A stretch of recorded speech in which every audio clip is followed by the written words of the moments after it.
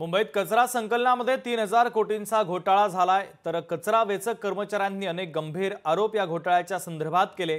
वर्षानुवर्ष ठरलेल्याच 14 कंपन्यांना कंत्राट दिलं जातं। वारंवार एकाच कंपनीला कंत्राट देण्यामागे राजकीय मंडळींचा वरदहस्त असल्याचा आरोपही कचरा वेचक कर्मचाऱ्यांनी केलाय।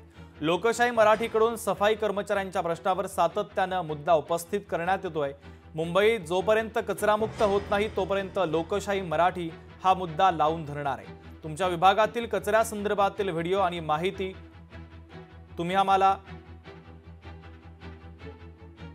85 91 94 20 69 या क्रमांकावर पाठवू शकता आणि त्याची आम्ही दखल सुद्धा घेऊ।